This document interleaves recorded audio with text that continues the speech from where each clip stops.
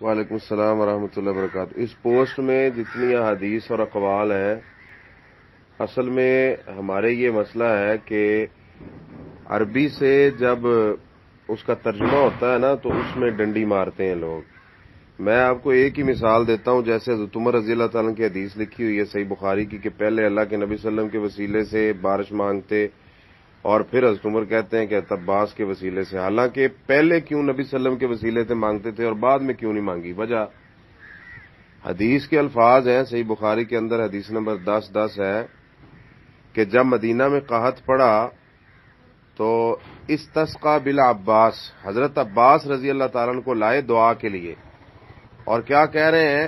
اللہم انا کنا نتوسل الیک بنبینا فتسقینا، کہ اللہ جب تیرے نبی تھے ہم ان سے دعا کرواتے تھے تو ہمیں بارش دیتا تھا، اب ہم ان کے چچا کو لائے ہیں۔ اب اس حدیث سے تو یہ ثابت ہوتا ہے کہ نیک بندے سے، نیک ہستی سے آپ دعا کروا سکتے ہیں۔ تو اس لیے شریعت میں کسی نیک بندے کی دعا کی وجہ سے، یعنی اس سے دعا آپ کروا سکتے ہیں، یا جیسے صحیح بخاری میں حدیث ہے نیک عمل کا وسیلہ دے سکتے ہیں کہ اللہ میں نے یہ نماز پڑھی ہے یا روزہ رکھا ہے، اگر یہ تجھے قبول ہے تو مجھے فلاں چیز دے دے۔ یا تیسرا پھر اللہ کی صفات کا وسیلہ، جیسے سنن نبی داؤد کے اندر صحیح حدیث ہے کہ ایک بندے نے دعا کی اللہم انی اسألک یا اللہ بانک انت الواحد الاحد الصمد الذی لم یلد ولم یولد الی آخر۔ تو اللہ کے نبی صلی اللہ علیہ وسلم نے فرمایا کہ اس نے اللہ کی ذات صفات کا وسیلہ دیا تو اللہ اس کی دعا رد نہیں کریں گے۔ اللہ تجھے تیری طاقت اور تیری وحدانیت کا واسطہ ہے کہ مجھے یہ چیز دے دے۔ یہ جائز ہیں تین صورتیں۔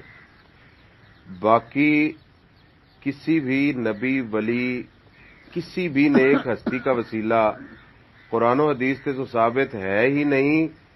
آپ چاروں ائمہ کے اگر عقائد پڑھیں، جیسے ابن ابل از حنفی کی کتاب ہے شرح عقیدہ تھاویہ، اس میں دیکھ لیں کہ امام ابو حنیفہ، امام مالک، شافعی، احمد بن حنبل، چاروں اماموں کا یہ عقیدہ ہے کہ اللہ سبحانہ و تعالی سے کسی بھی نبی ولی صحابی یا نیک بندے کے وسیلے سے مانگنا یہ حرام ہے، یہ جائز نہیں ہے، اس لیے ہمیں ایسے کاموں سے بچنا چاہیے۔